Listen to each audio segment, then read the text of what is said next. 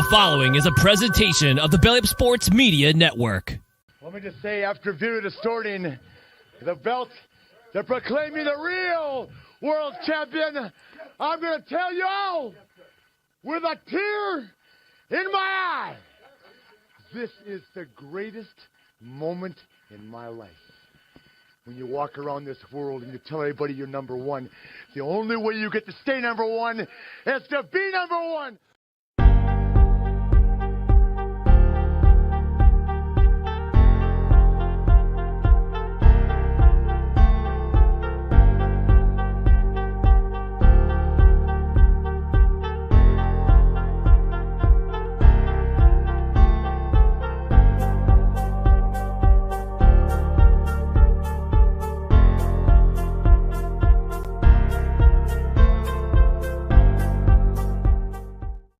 Hey everybody, good morning. Welcome to a Friday, June the 16th, 2023.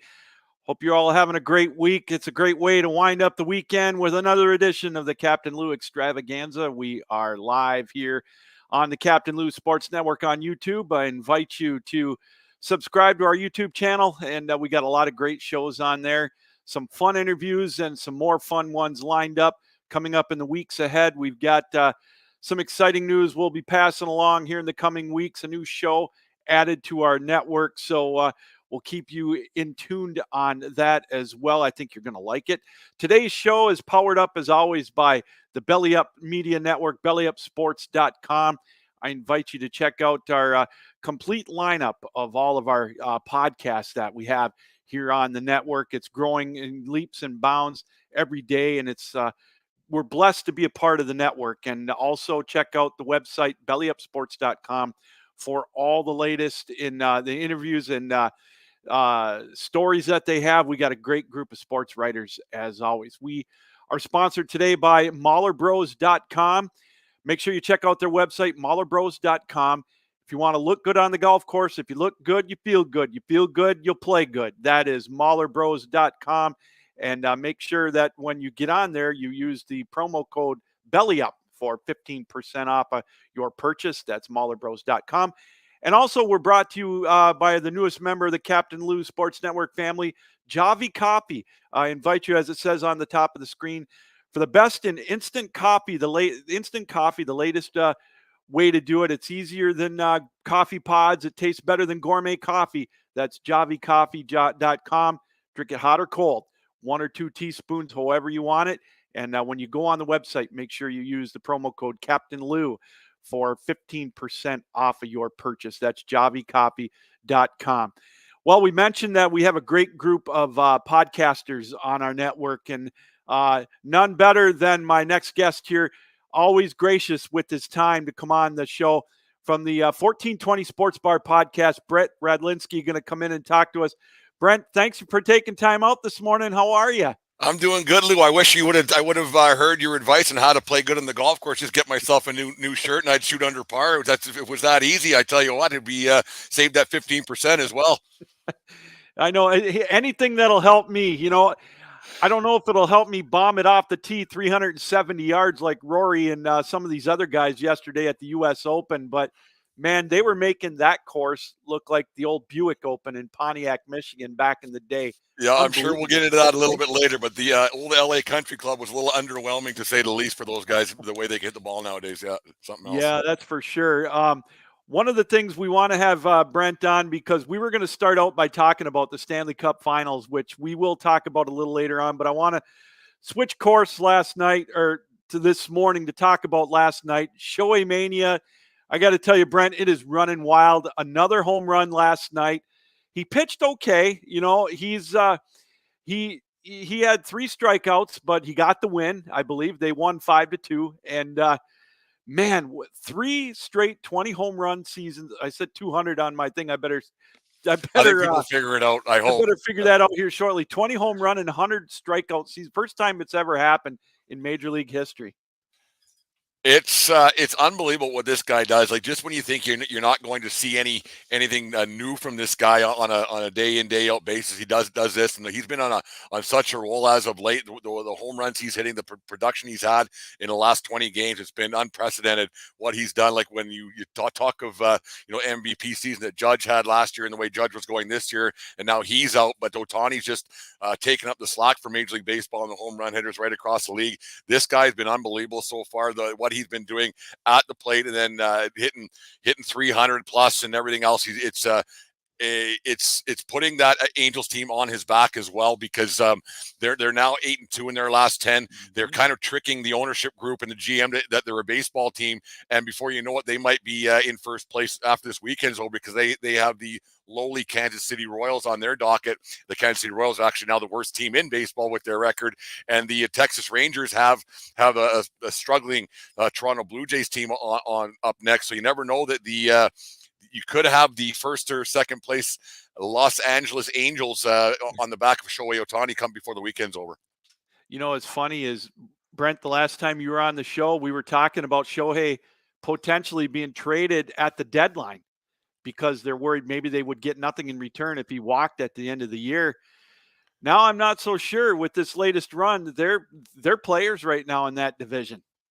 That's just it. Like, it's something that like the baseball season's so long, and a hot streak or a cold streak here can change things so quickly. You look at these at that Angels team, and we, like you said, last time we were on, like 3 weeks ago, I think it was, Lou, where we chatted last, and we were thinking, okay, he's going to get moved here, he's going to get moved there, and even before the season started, I thought for sure there was no way he wasn't going to be a New York Met, was my thought process. And the way the Mets have floundered as of late, there's no way he's going there, you wouldn't think. And then, but the way the Angels are playing right now, like I said, on the back of Ohtani, as of right now, I can't see them making a move in the coming weeks, but you never know what could happen in the long season of baseball. But is this good for the Angels? I don't know. Are they a World Series contender? You have a guy like Ohtani going out in the hill. He's like, his opponent's batting average, I think, is only 178 this season so far, and it's unbelievable what he's been doing, and the way he's swinging the bat in the last week and a half, 2 weeks. I can't see them moving him. But they're getting tricked into having a playoff contender. Are they a World Series contender? Who knows? But you got to get into the big dance to take Cinderella home. You know, and we also talked the last time you were on. We were thinking probably $55 to $60 million a year is what he's going to command for his next contract. And boy, I tell you what, he keeps numbers up like this. It's almost like a bargain. And are the Angels going to be willing to pony up that kind of money? I know they've got Mike Trout under contract for a long time, but it's almost like monopoly money now in Major League Baseball. I know they got the luxury tax or whatever, but can you see the Angels ponying that kind of loot up for Ohtani coming up at the end of the year? I don't think they're going to have a choice. I think one thing they have to look at is the draw that he brings in, and the people he brings in right across baseball, and the T-shirts and everything else, and hats and blah, and on it goes, and bobbleheads and whatever they want to market, how that can go. I don't think the Angels really have a choice. What they might have to do, and this might sound ridiculous, is maybe knock on Mr. Trout's door and say, hey, would you be willing to maybe move along, because you're not really a marketable asset compared to what this guy is. And maybe they go to Mr. Trout and say, would you mind maybe going to Philly or somewhere closer to home, because this guy's better than you. This guy's a bigger asset than you are. And maybe I'm not saying it's just a podcast thing, and clickbait or anything else, but it's a strong possibility that they do knock on Mr. Trout's door and say, this guy's worth more to us than you are. It's just simple facts. Yeah. Well, it's going to be fun to watch, and I think it's good for baseball for California to be relevant, because then it gives the AL West a little bit more of an exciting feel to it, because you got Houston always lurking around, and you got Texas who they're starting to fade a little bit, and so it's gonna. I like it. I think it's great for the baseball. I think it's fantastic for, like, the West Coast gets forgot about. Like, we're out here. You're sleeping usually by the time the games come on there, Lou. So I get to see a lot of these games. They only start at 8:00 here, but I think it's great for the game of baseball the way this has turned out. The Seattle Mariners, who I thought could be in the Ohtani running because the Ichiro tie and everything else, they've taken a step back after being a playoff team last season, and I thought that they would have a much better year than they've had. And they're in fourth place, under 500 right now. Are they going to have a bump back? Usually with the Mariners, corners, it doesn't turn out very well. When this is what they usually are. They came back to reality a little bit. But having the Anaheim Angels, or California Angels, like you called them, as I call them, still showing our age a little bit. It's I think it's great to have them. It's they've been named the California Angels, the Anaheim Angels of California, whatever it's been. But I think it's great for baseball because, like you said, the Texas Rangers, they got off to a really hot start. They are starting to slide a little bit, and for some unknown reason, well, the reason is the Houston Astros are what the Astros are. They're just a good organization who doesn't seem to want to take that step back, and people seem to have very short memories that the Houston Astros are still the World Series champions. They're still the world champions of baseball until someone knocks them off. And like your opening there with Ric Flair, to be the best, to be the man, you got to beat the man. And the Astros are going to be there no matter what. So for the Angels to be there right now, I think it's great for baseball. And when with Ohtani as a centerpiece, it can't hurt at all. Well, let's before we go from the penthouse to the outhouse in baseball right now, any surprises to you in the standings right now as we talk? We like to talk about that. Now, I know that Tampa became the first 50-game winner. I'm not real surprised by that, but my question to you as a surprise might be the Arizona Diamondbacks hanging with the Dodgers, and then the incredible mediocrity of the Central divisions in both leagues.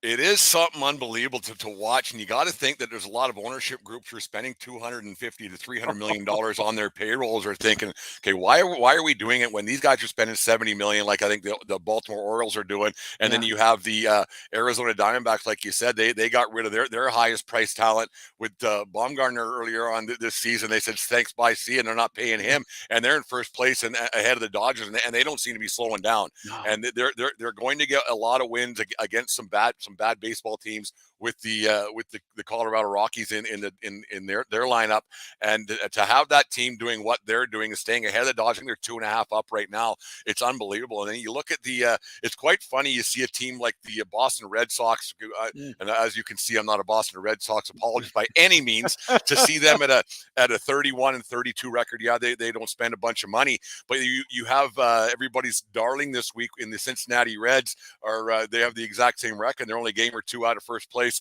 and like you said, in those central divisions, which aren't strong, the Pittsburgh Pirates are playing good enough baseball. They got off to a great start to keep them in the loop. But the biggest surprise to me, and I don't know why we're surprised anymore, because the Baltimore Orioles have been unbelievable, the way they're hitting the baseball, the way they're playing baseball. And I think it has a lot to say with these teams that build from within and build through the farm system.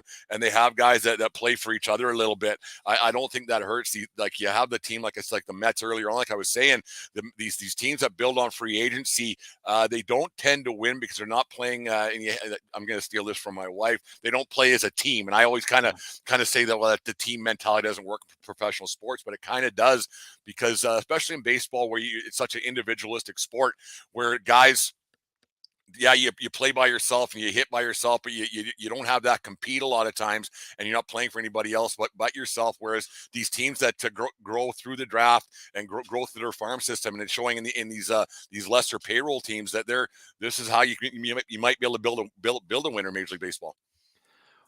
We're joined by Brent Radlinsky from the 1420 Sports Bar podcast, gracious with his time here this morning. All right, let's get to the elephants in the room. That's the Oakland A's. I watched your show earlier this week, and you touched on it, one of your broadcasts. It's a mess right now. I know Vegas approved the funding, or Nevada did, or whatever, that they need to start the move over there. I don't know what to make of it. They had their reverse protest earlier this week where they got 27,000 people there, and they thought it was the greatest thing in the world to get that much. A once proud franchise, we all know the run they had in the early 70s and the late 80s, Brent, but they just can't seem to make it a go there. It's just been, I don't know. I don't know if I want to call it an embarrassment to the league, but it kind of reminds me of Arizona in the NHL, but they're moving now, and it's hard. It's going to be hard to fathom in Oakland, a city like Oakland, without a franchise in any sport. Well, that's just it. Their football team left. Their basketball team went across the bay to San Francisco. Now their baseball team is leaving, and the writing's on the wall now. It's too bad because, like you said, Lou, those teams. When you think of the Oakland days, you go back to the Vita Blue days and Reggie Jackson and everything else back in the '70s, and then you go into the '80s with what I think is one of the greatest baseball players ever play the game, Ricky Henderson, who their field is named after now. And you think of those teams and the great fan base that they've once had. And the way it's been dismantled, not just the fan base, but that team has been dismantled. They've that ownership group to me has done everything in their power, kind of like Major League back in the '80s, the movie there, to get rid of that franchise, to get rid of that team, to make sure that they're not competitive, and selling off pieces and selling off prospects, everything they can possibly do to make sure that team doesn't win, so nobody goes, and then it just looks bad for baseball, for people, for the guys that are doing the ledgers and putting the paychecks out there. It's a bad look for baseball, and I think a lot of other fan bases better be aware of what could happen to theirs. Maybe the Tampa Bay Rays, that because it could happen there as well if they don't get what they want. These owners, it's a bad look because it just you only got 28,000. Manfred, he kind of. Like I read something that he said yesterday in his presser talking about this move, and he said, yeah, it's a nice story, but they're only getting what the average crowd is in a Major League Baseball game. Like the Oakland people, they put in a good effort with their reverse protests and everything else, and there was a lot of people, and to sell the team T-shirts they had and everything else that was going on. It was a great idea, but at the end of the day, there's just not enough people going to the games, and these franchises are just a toy to these billionaire owners. And if they don't get what they want, they're going to make sure this happens. I was quite surprised that the state of Nevada or the city of Las Vegas, whoever approved this deal, I'm quite surprised that it did happen in Las Vegas, because usually people, the legislators, I guess, in Vegas say, you know what, this is where rich people play, and if you want something, you build it yourself. And I was quite surprised that a baseball stadium is being built for a last place team to go there. The whole thing is just messy. I don't think baseball handled it correctly. If the team couldn't work in Oakland, that's one thing, but I don't think that an owner who made sure that this team wasn't going to work, because he's wanted to move for a long time, I don't think that this ownership group or this guy, whatever his name is, should be allowed to own this team in Las Vegas. He should have been able to sell a team, make a profit there, and that's it. That's how I think that should have been handled, Lou. Well, one of the things that troubles me that I read that Rob Manfred said yesterday, I read it this morning, maybe on ESPN.com, was that, other teams now that are looking to make improvements to their stadiums, Milwaukee, Camden Yards, who opted out of their lease, he mandated that they have to get public funding for these improvements. It's not going to come out of their own pockets or whatever. Now, I know he's a spokesperson for the owners. They employ him. Owners, yeah. And to me, that is so narcissistic. I don't like that attitude. And to your point, sooner or later, these municipalities, the state of Wisconsin already voted it down. They don't want to give any state funding. I know it might be a good investment, but with all this TV money these teams are getting and everything and all the concessions and all that, then they're going to come to you and our tax dollars to fund these, like you mentioned, it's billionaire money. I just find that as a slap in the face to the fans. I can't stand it, Lou, because at the end of the day, the fans, like, I know that these guys got their money not from their baseball teams. I understand that, but they have money. And then so now if you're taking my tax dollars, which I would rather go to hospitals, roads, and education, personally, that's just me. But I'm one of those guys. But because if my tax dollars are going to this, and then when I go to a stadium now, there's going to be a tax on the tickets that they're saying is going to happen in Las Vegas. And then the beer sales are this much, because a case of beer I can buy for $20, but one beer costs $20 in the stadium. A hot dog, I can buy a pack of hot dogs for $12, whereas one hot dog is $12, right, at a stadium. So I get taxed on all of that stuff as well. And then when I buy a shirt, I'm getting taxed on that. When I buy a hat, I'm getting taxed on that. And these owners, yes, they're dumping money in that they have, but like you said, they're getting $100 million from their TV TV deals, their .com deals, and everything else. And like I talked about this with a friend of mine about Calgary. They're doing the same thing with the Flames. They're getting a new stadium in the coming months or years ahead. And I don't go to Flames games, and the provincial money is going there, and I don't understand how they can say because it's going to help out the community. It's going to help out this. There's still people only have X amount of dollars to go around with the funny money for their entertainment. And if you're taxing me more and more on that, people are going to say, you know what, I'm just not going to go. And the thing about Oakland is like, and because nobody ever goes to watch their team lose. Like they'll stay home and watch it on TV, but nobody's going to go to a stadium and pay that kind of money to watch the team lose. And the way Manfred went about saying that, and it's got to be public money to pay for it, you're going to see such a public backlash for sure. The people are, you know what, screw it, I'm just not going to go. And they wonder why baseball has lost its popularity, which is a shame for guys like you and I that live and breed it, live and breathe it. We love it, All right, let's talk about some fun stuff here.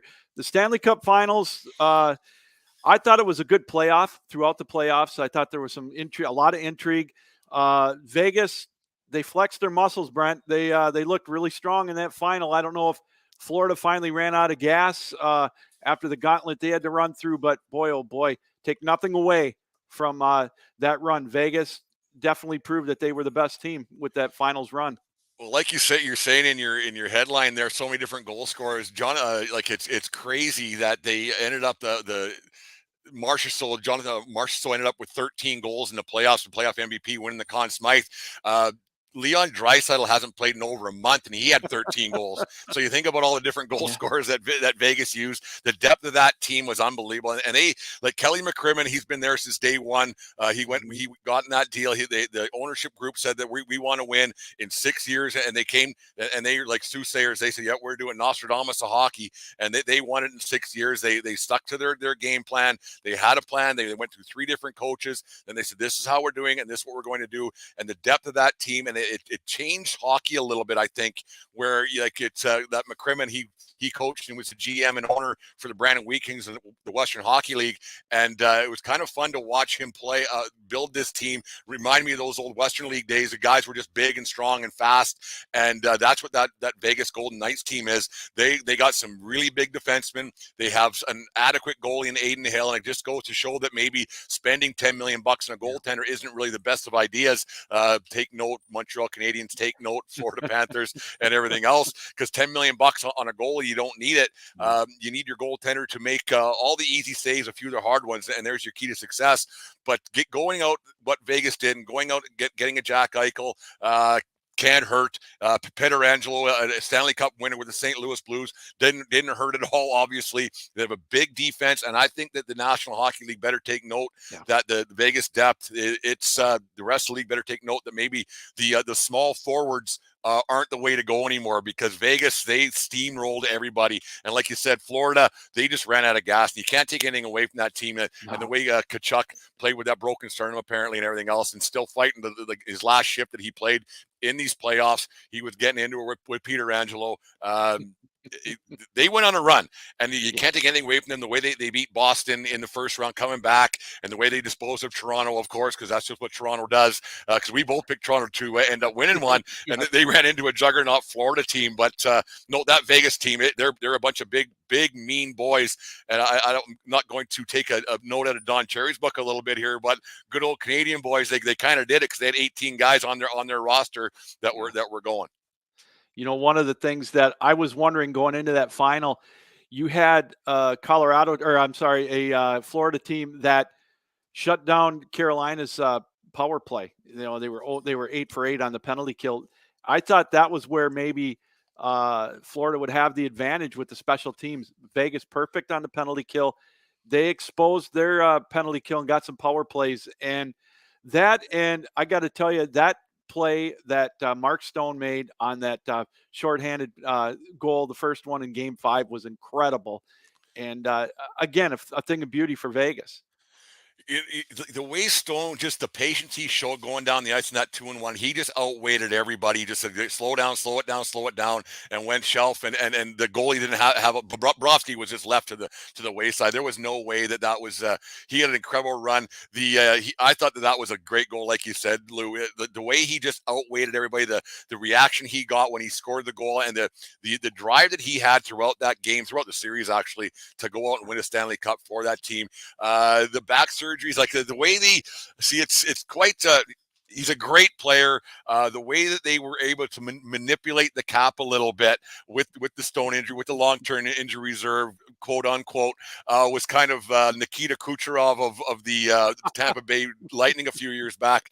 It's kind of funny the way that it worked out, and I think you're going to see a lot more of that, Lou. You're going to see guys say, "Can you sit out a little bit here because we could use a little bit of cap space when it comes down to getting into the playoffs." But Stone, the hat trick in game, like a true leader, true captain, and they had the six guys who've been there since day one in Vegas, and for Stone to hand the Stanley Cup off as a true leader to all six of those guys to get that thing going, true leader with the hat trick. The one thing I didn't understand, let's get your thoughts on this, Lou. I think it was 7-2 at the point, and they pulled their goalie. The Florida Panthers did. You think that the players might have been, can we just get this over with? Like, let's not be on the ice anymore. Let's pull in the goalie, get another goal. What's your thoughts on that? 7-2 is a little extreme. I agree. I was kind of wondering about that myself. I thought, all right, you guys beat us. I don't think they gave up, but that was such an unusual situation. I was surprised they did it too. I know they made it 7-3, but still, that's an impossible mountain to climb. And And then for it to be a hat trick goal, and then they got to get all the hats off the ice, and then so the players had to sit through that as well. Like they just want to probably get run the clock. Let's get this handshake done so we can go and not have to watch this celebration anymore. No, and Vegas did it right. That team they were built to win. They took the 6 years, and they're unbelievable. And I think like I said, the rest of the National Hockey League better take notice on how to build a team, because that team. Winning's hard, and you can't predict it. But you look at that now. There's probably every team down the league right now saying, "Jesus, if that's what we got to do to win, we're a long ways away. Or we're not nearly as close as we thought we were." Yeah. What do you think Bruce Cassidy's feeling right now? He gets let go. He got let go literally a year to the day from Boston, and he comes back and gets to hoist the crown, or hoist the cup for Vegas. What a redemption story for him. I very happy for him, with his chance now to be a Stanley Cup champion. I think it's great that guys get another chance to show that maybe it wasn't them.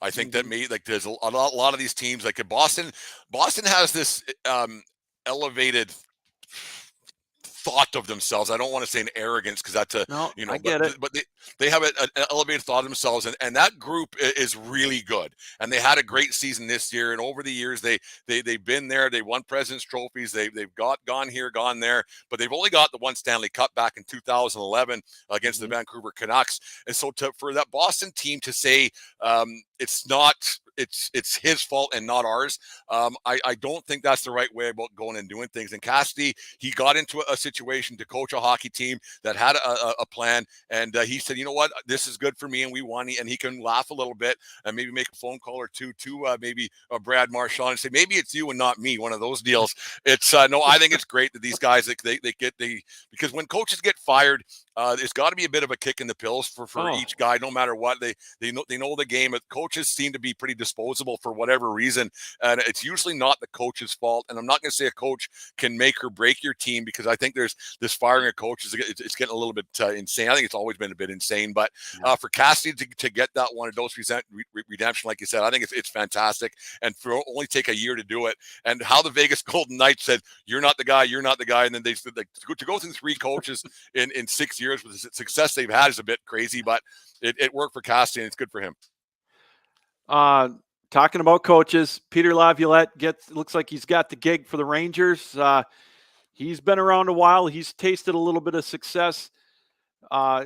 Is he the right fit there, Brent? With the talent they've got, it's no secret they may have underachieved a little bit, some of the young stars. What do you think of that fit in New York? I don't think it can hurt. Gerard Gallant just seems to be maybe the, and this is kind of an odd thing. He seems to be that, and maybe I'm getting a little bit soft in my old age too, but like Gallant just wasn't the fit for today's athlete, I don't think. Yeah. And it's just one of those deals that he didn't, doesn't have that, because he's an old school player back in Detroit days where he was, and he just wasn't the right fit with the Rangers and everything else. And I think Laviolette, he's got that Stanley Cup with the Carolina Hurricanes back in 05, 06, I think it was. And I think this might be a good fit. Laviolette's been around for a long time. He's a good coach. I think he's a good teacher. He's a good listener. He's the kind of guy that might just fit in with that Rangers team who should be doing a lot better than they have. They have a goaltender that stops a lot of hockey pucks. They're not overpaying him yet. They will eventually. It's kind of just how it all works. But they have a team there that should be winning, and maybe Laviolette will get the Rangers that first Stanley Cup since '94 that they've been looking for a long time, because they've been licking the jar for a long time, and maybe Laviolette might be that guy, a la Bruce Cassidy, that might put them over the top. And finally, with hockey, I can't remember if we talked about this or not, but you never say never when it comes to coaches in any sport. I don't care who it is. Mike Babcock now is in Columbus. You know, they didn't like his tactics in Toronto. His act wore out in Detroit. Are you surprised that he got another chance, or he wanted to come back with Columbus? It was you and I talked about it 3 or 4 weeks ago, Lou, whenever it was, and I was baffled when it's not official yet because he's still getting paid by the Leafs till July 1st, but it's a Captain Lou Extravaganza exclusive here. But yeah, I was shocked when I heard this. I couldn't believe that he was coming back. And what I found funny about this is that I wonder if the Columbus Blue Jackets brass had a little meeting with Johnny Gaudreau about this, because Gaudreau wasn't a big fan of playing for Daryl Sutter, and now you have a guy who's not a player friendly thing, and a leopard don't change his spots, or whatever the saying might be. And I don't think, Babcock may have taken some sensitivity training, but you are who you are, and he's an old school coach. He's an old school guy. He started out his Western Hockey League career. He actually started here in Lethbridge here with University of Lethbridge years and years ago. So you wonder how this was going to go with Johnny Hockey and the way today's athlete is, like we just talked about. I don't know if this is a good idea. Is he going to be a guy like Tortorella to come in for 3 or 4 years and say, okay, we need to change this, change that, and when it does change, he won't be the guy in charge anymore? Because that's usually the way it works. I found it odd that Mike Babcock, just because with the way he exited Toronto and with the way he talked about with Mitch Marner and how he treated some of his athletes, and the way he sat out Jason Spezza to get his 1,000th game or first game in Toronto, and the way he sat Mike Modano out to get game 1,500 was a bit of a not a nice person move, and you wonder why he'd be a choice. There's so many great coaches out there who identify more with today's athlete, and I don't understand why Mike Babcock, who's had success obviously, but I think some of his success is a bit elevated. Like he always talks about that 2010 gold medal team and 2014 gold medal team with Team Canada. I think they could have thrown me and you were behind the bench there and had a pretty good chance of winning those gold medals. And so you kind of wonder, and then he got the Stanley Cup in Detroit with those great teams. You just wonder, how much success has he really had over the years that wasn't built by GMs. And I was thinking about this, Lou, a lot. These teams get, like Vegas Golden Knights, they get built by the GMs. Right. Yeah. And the GMs have a long-term process and a long-term thought process, how they're going to do this. And they insert coach here for X amount of years, and coach here doesn't work. They get another coach because the GM wants to save his job first. And is the coach the guy? I don't know. Babcock is the guy right now for a Columbus Blue Jackets team. I really don't. I want to expound on that point real quick. You're a baseball guy. You've got the Yankee stuff in the background. That tells me, you know what that reminds me of? Buck Showalter before Joe Torre came in 100% with the Yanks. And I don't think he gets enough credit for what he did there in New York. And I think he's kind of had that problem wherever he's went. And that's a great point.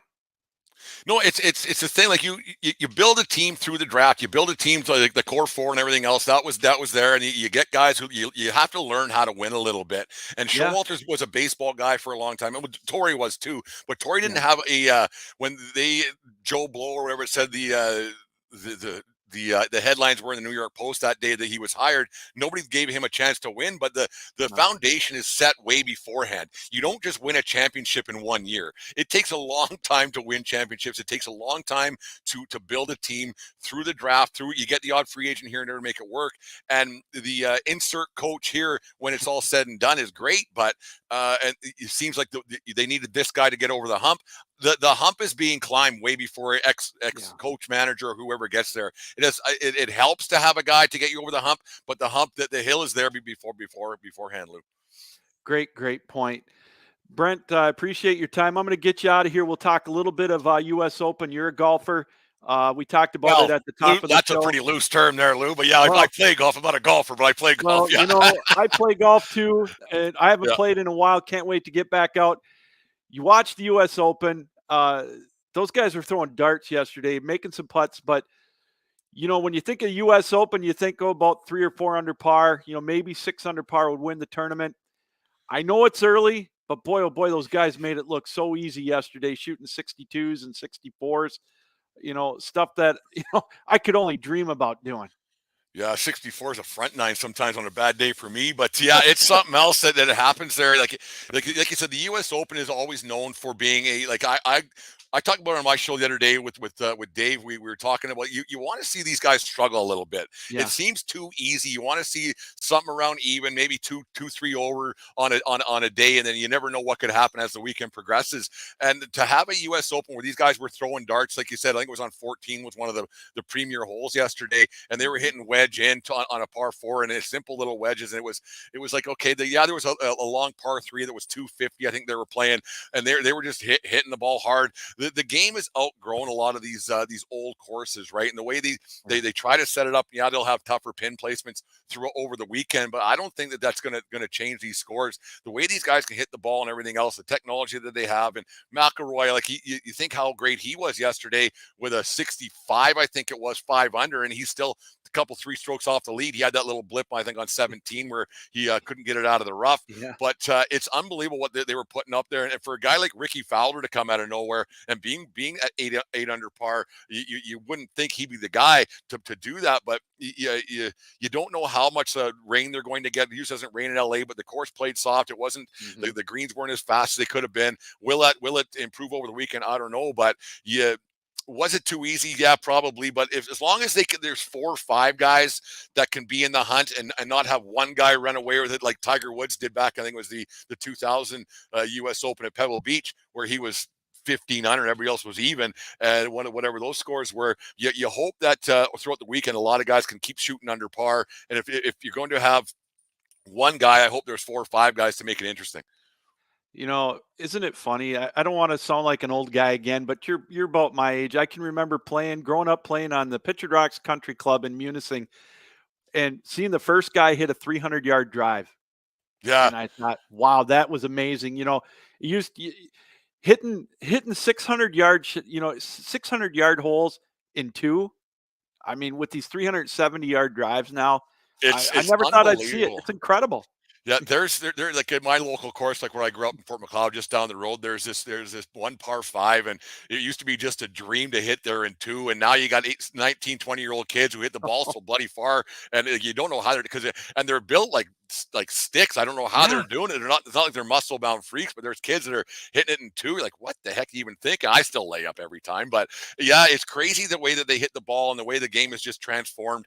Like it's like the old guy got off my lawn, like you said, but it's something to behold the way that they're doing it. And you wonder how they could possibly fix it. Do they got to change the club technology? They try it, but it just seems something new comes up. The technology's ahead of the policing of it, right? You just like you don't like to not see the athleticism, but I'd like to see a more competitive game, because golf, you compete against other players, but you want to see them compete against the golf course a little bit.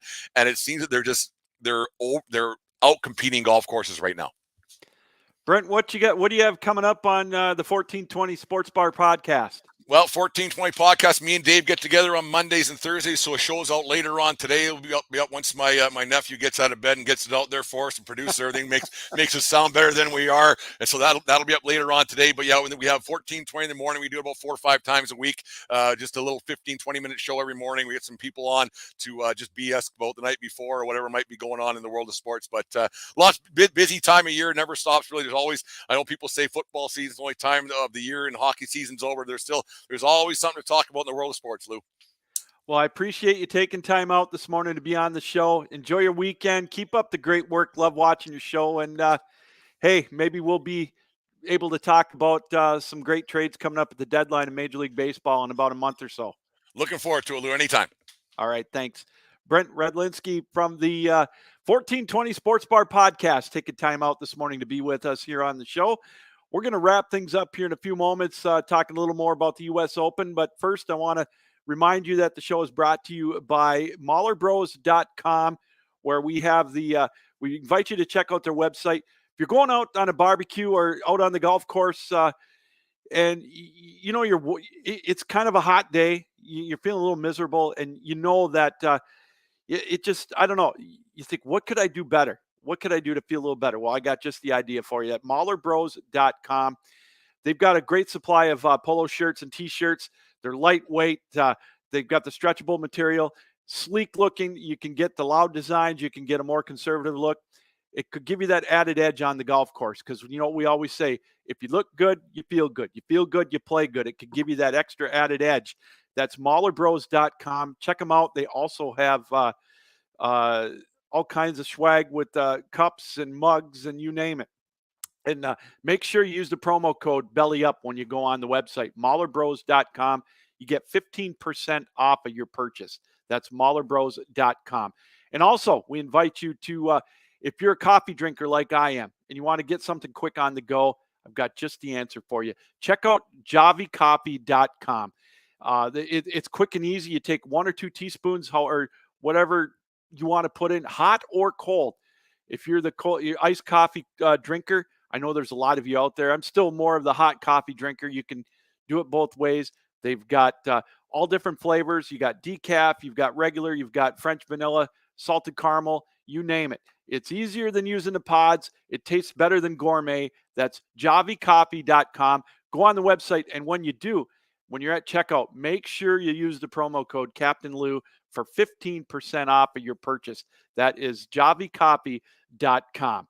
All right, we talked about it here with the 2023 U.S. Open. Opening round 62 shot by Xander Schauffele and also by Ricky Fowler. A ton of 6-unders. Dustin Johnson shooting well. 65s for Harman. A lot of great scores out there. A little surprising yesterday. The first round kind of made it look like more of the Buick Open. We talked about it at the top with Brent Radlinsky. Is it going to keep up? I don't know if they can keep these scores up. As Brent mentioned in our first segment, I think the weather may have had something to do with it. A little bit of a misty rain first thing in the morning yesterday out on the course, softened up the greens a little bit, made the course play a little bit easier. It's amazing. You look at that course and you see the wide fairways. That's one of the things that I noticed about it. But boy, oh boy, if you deviate at all, you're in jail. You know, a U.S. Open rough is a U.S. Open rough. It's thick and you pay for it. These greens are going to get hard. They're going to harden. And I think it's going to get a little more difficult, obviously. And you know what they do with these courses on the U.S. Open, they make it difficult. They'll do it throughout the weekend. They'll make it tougher. The pin placements will be tougher. I don't see any more 62s being shot. You might see a few more 65s, but now it's going to be the key. How close can some of these guys get? You've got some great scores out there in the opening day. Now, again, I think there's going to be an occasional 65 or 64 shot, but to maintain this pace is going to be awful difficult. Now, these guys that shot in the morning are going to play later on in the day when the course gets a chance to dry up a little bit, and and vice versa. You had some great round shot yesterday. A few surprises here and there, but a great leaderboard with guys shooting at 3 under, like Bryson DeChambeau, And again, we talked about the 65 with Rory McIlroy. I don't know. It's going to be fun to watch with round number 2 coming up here today. And the beauty of it for us here on the East Coast is we get to watch it in prime time for those that have to work today. And it's going to be prime time all weekend. So you get to do your thing this weekend. You have your barbecues or whatever, especially on Father's Day. You have your picnics or whatever. And then you can end the weekend Sunday night by watching the final round of the U.S. Open on NBC. So a lot of great golf to watch this weekend. The over-under, by the way, on DraftKings for the winning score was 271.5. So basically 8 under. If you said under, meaning 9 under par, you're a winner. That's the bet that I took. And so that's looking pretty good right now. We'll wait and see how that course toughens up. As far as the cut, the over-under on that was, I believe, 3.5 over. That's in jeopardy. My bet was that you could make it at 4 over. So looks like I'm going to be 1 for 2 on that one. And I also took a bet yesterday that Homa would win in his grouping with Schauffele. He finished 1 behind on that one. So there's a lot of interesting bets to be placed yet if you want to do that, if that kind of thing on DraftKings or whatever your betting site is that you like to use. But again, it's going to be a fun weekend for the U.S. Open. I think there's going to be there's going to be some intrigue. You've got the live golfers shooting well. Again, you've got Ricky Fowler with kind of a renaissance. I know it's early, but there's going to be some great golf to be had and a lot of intrigue, as we mentioned. And, this thing with the live tour, with the merger, all that talk it's nice to be able to talk about golf, even though we talked about the antitrust suit that they're trying to, the Department of Justice is looking into it. It's a mess right now off the course, if you will. But this weekend with the U.S. Open, it gives us a chance just to talk about golf for the most part. So anyways, that's going to do it for the show. I want to thank Brent Radlinsky for joining us. A lot of great topics we covered. If you missed it, it's on the Captain Lou Sports Network. Just look up the Captain Lou Extravaganza, our latest episode, rather. This episode will be downloaded so you can listen to it on podcast form on Spotify and however you get your podcast. So we invite you to look for that later on this afternoon. Again, we are brought to you on the Captain Lou Sports Network, powered up by Belly Up Sports. Check out our website, bellyupsports.com. You can see our complete list of podcasts that we have on the network, including the 1420 Sports Bar podcast that Brent does amazing work on that show. Always a treat having him on. Check them out as well. They cover a lot of the topics of the day. We'll be back on Monday, June the 19th, with another edition of the Captain Lou Extravaganza as we'll wrap up the U.S. Open. We'll take a look at the Major League Baseball. And we got a great show planned for you next week. We got a great guest lined up. Sean Oliver is going to be joining us on Wednesday. He is the host of the Click This podcast on YouTube with professional wrestler, Hall of Famer Kevin Nash. We're going to talk to Sean about all the things going on in the world of professional wrestling and take a look back at some of the careers of some of the great wrestlers that passed away. The Iron Sheik, superstar Billy Graham, and we'll talk about the state of pro wrestling. And so really looking forward to that show on Wednesday. Make sure that you check it out. So, all right, that's going to do it. Have a great weekend, everybody. Enjoy the U.S. Open. For you fathers out there, have a great Father's Day. I know I'm going to have it. Looking forward to spending some time with my son on Sunday. And so I hope everybody has a great weekend. Thanks for joining us. And make sure that you join us again on Monday for another edition of the Captain Lou Extravaganza here on the Captain Lou Sports Network.